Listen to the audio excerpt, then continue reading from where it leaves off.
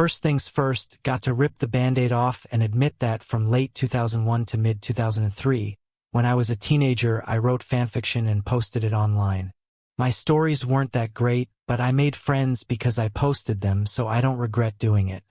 Even after I stopped posting stories, I was still active online and instead posted fan art and dumb stuff about the roleplays I did with my buddies, over on DeviantArt. Cringe, cringe. Maybe I sound like a lame fangirl, but whatever. I was having fun.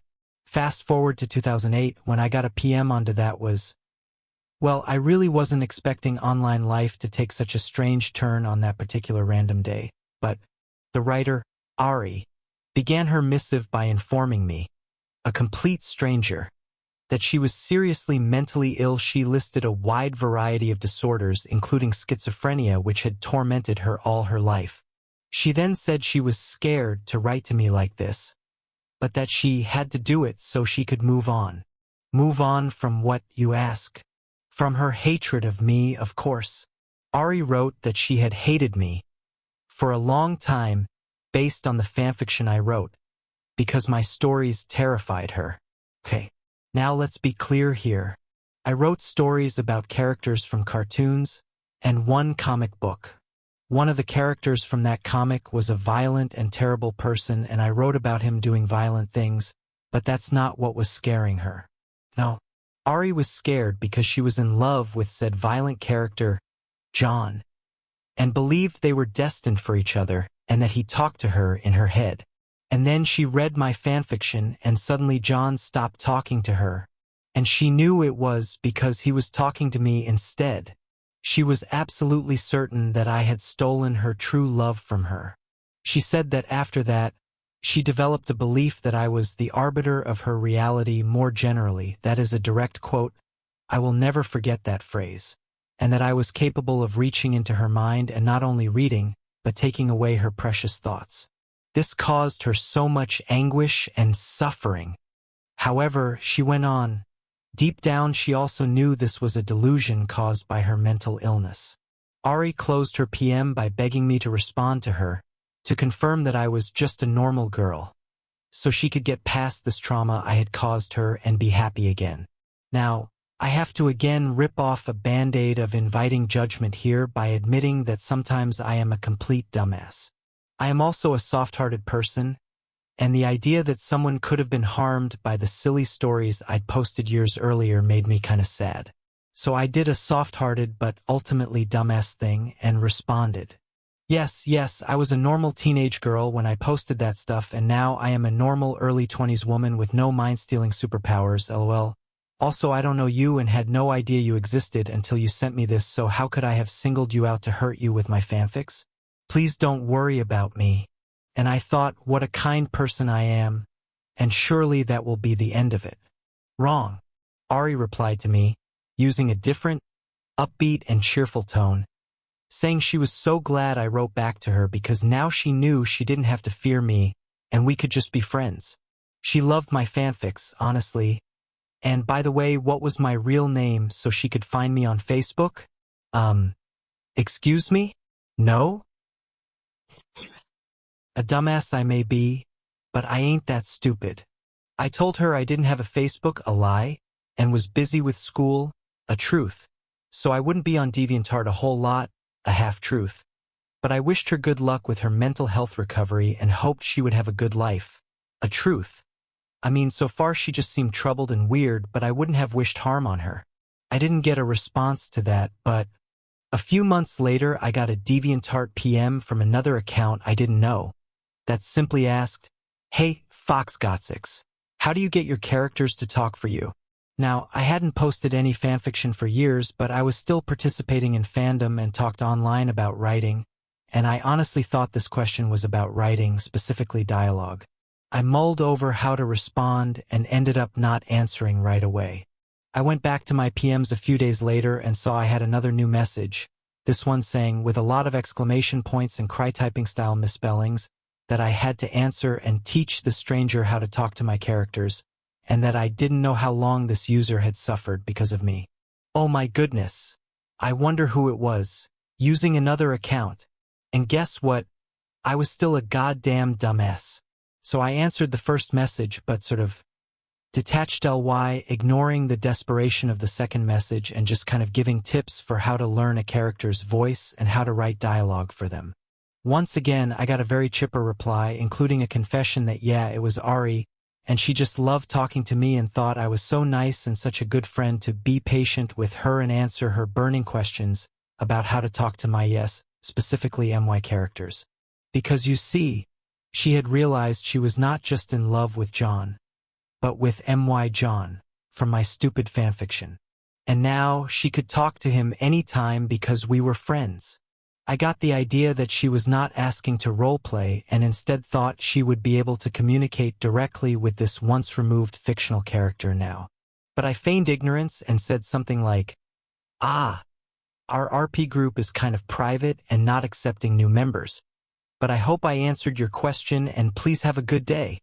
Because see, I did not really want to be friends with someone who, seemed to believe I was somehow responsible for her mental illness/health despite not knowing her from Adam and having only spoken to her twice, and B, had already told me once that she hated me and thought I could control her reality.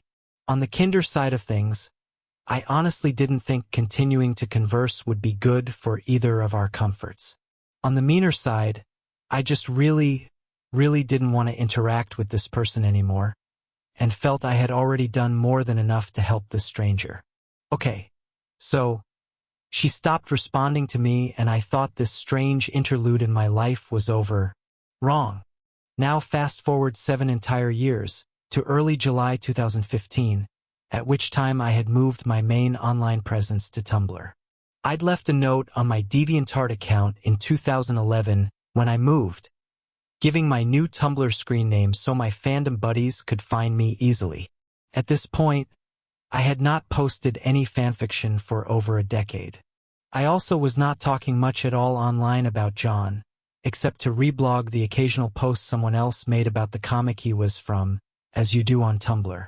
Suddenly, I received an anonymous ask, and that ask said in no uncertain terms that I was the cause of the asker's suffering, because I had callously disregarded others' feelings. It closed with some kind of weird threat.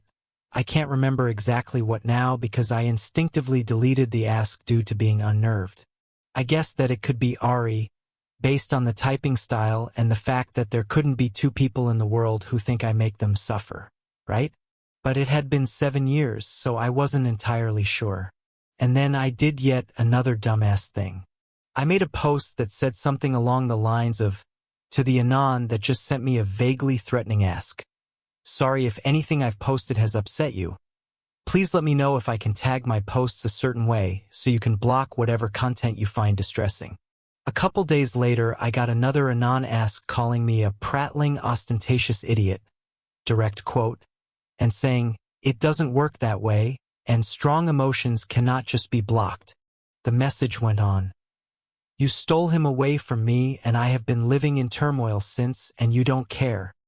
Yes, definitely Ari, there was no question about it. After all, I haven't stolen anyone else's fictional boyfriend that I know of. I turned off anonymous asks. I also went back to my old, untouched DeviantArt account where I found a comment on my front page from yet a third account there that said, if you still talk to him, tell him that I love him and that I always will. He was the first man I ever loved, and it was your version of him I loved above all. I have been jealous, angry at you, angry at myself, depressed and psychotic. I tore myself to shreds over him and my heart aches and cries. The first cut is the deepest. I love you, John. The date on this message was June 28, 2015, just a few days before the first Anon ask on Tumblr. I did a little internet sleuthing, just a simple Google of Ari's known usernames, and found her Fur Affinity account, where she had posted screeds in her journal about hating anyone else who wrote or drew anything about John. I also discovered through this Google search that I was not completely special in triggering Ari's ire, and that she had also gone after another person on Tumblr in much the same way, demanding answers to emotionally charged asks. Assuming friendship where there wasn't any, and then stalking the person using multiple accounts and email addresses and accusing them of harming her. This other person had amassed a collection of screenshots of Ari's behavior, and it was really super not good. Anyway, I figured since I'd blocked Anon asks maybe she'd just go away. Wrong. Ari's next wave of stuff began in 2016, when someone started reblogging my personal text posts with cryptic comments like, "You have a beautiful soul." The username was nothing like Ari or any of the other account names she'd used before, so I just thought someone was being socially awkward. But after a few months of this, I received a message from this account through Tumblr's chat function that let the cat out of the bag. This person said something like, "I'm a British female creature with insert same litany of mental illnesses from Ari's first PM in 2008, and I'm so scared of dying alone and friendless. I used to read your fanfiction and it always made me feel better. I think you're an amazing woman and would like to get to know you better. Please, I'm begging you, don't leave me alone in the dark." Well, this sure sounded a lot like Ari to me. This was confirmed when I went to the person's Tumblr and saw they had recently posted something passive-aggressive about that other Tumblr user Ari was known to stalk. And if that wasn't enough, they also had a lot of weird innuendo-laden posts about John and a couple other characters, including Sherlock and a man I didn't recognize and who they claimed to have legally married. It was at that point that I finally decided to stop being a soft-hearted dumbass. I blocked the account that sent me the chat message right away, without responding. Over the next several months, Ari attempted to contact others on Tumblr who it was obvious I talked to a lot. My girlfriend, our best friend, etc. She sent them chat messages like the one paraphrased above, hilarious in the case of my girlfriend who never wrote any fanfiction, begging for their friendship and also, just casually asking what I was doing, whether they could get me to talk to her, that sort of thing. I know my GF and BFF blocked her too after they asked me who the hell this person was, and I told them the whole story. I also discovered that on Tumblr you can choose an option to allow chat messages only from people you follow. With that account blocked and no one I don't follow able to send me chat messages, I naively thought again that surely this weird nonsense would end. Wrong. See, the thing about Tumblr, if you're not familiar with the website, is that if you block someone they just can't interact with your posts or follow you. A block causes someone to auto-unfollow you, and they won't see your posts on their feed. They also won't be able to send you asks. However, they can still go to your actual blog, username.tumblr.com, and see everything you post. If they try to interact with any of your posts on your blog, reply, reblog they won't be able to, which will, of course, tip them off that you blocked them.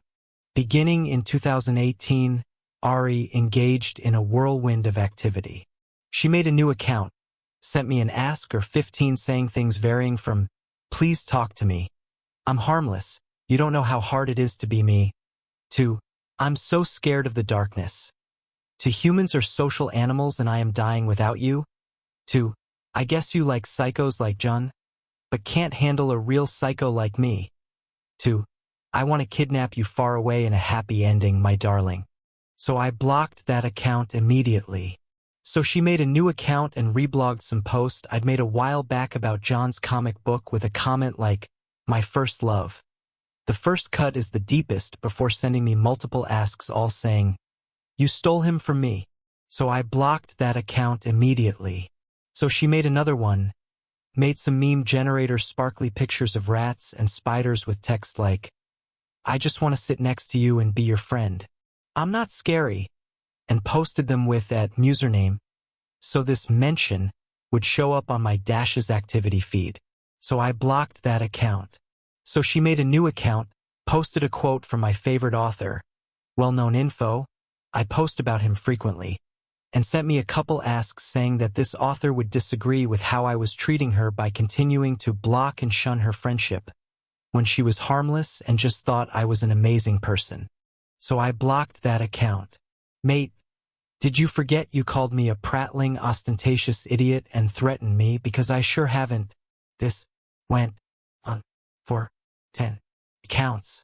one of which had the blog title, in huge letters at the top, "Hello, my nickname reserved only for close friends," one of which she inundated with photos of herself glaring at the camera, my first looks at her face, and I don't like to judge people on appearance, but this girl has a really creepy glare and also looks like she has not showered in weeks.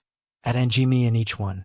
She only ever used one of these accounts to actually post, reblog, and like things from other people like a seemingly normal user, albeit one who made some questionable comments sometimes. All the rest only existed to bother me. I started trying to report her to Tumblr after the third or fourth time for making multiple accounts solely to evade my blocks. But if you know anything about Tumblr, you can guess they didn't respond with more than an automated, "Okay, we'll look into this. In the meantime, have you tried blocking this user?" Anyway, throughout 2018, I just had to deal with the fact that anytime I saw the little red flag above my Ask Box icon, it would probably be something creepy and either threatening or passive-aggressive from Ari that would put me on edge for a few hours and remind me that no matter what I do on Tumblr, she can read everything I post. I haven't gotten anything from her so far in 2019, but I figure as long as she's out there, there's always that chance she'll come back. Maybe not right away, maybe not until another 10 years from now, but let me just say, Ari, you fucking weirdo, I'm genuinely sorry about your mental illnesses and hope you get help for them. But while they may explain some of your behavior, they don't excuse it. I am not and never will be your friend, because you are not harmless. You made me heavily curtail my social interaction on Tumblr by cutting off a couple methods of communication that could have been used to make new friends. You made me worried about ever talking there about a comic I enjoy. You made it so anytime I see I have an ask my heart rate goes up because it might be more of your disturbing bullshit. You've harassed my loved ones and also other strangers who probably didn't do anything to deserve it, etc. I don't control your reality, but if I did, you can bet I'd use that power to ensure we'd never meet.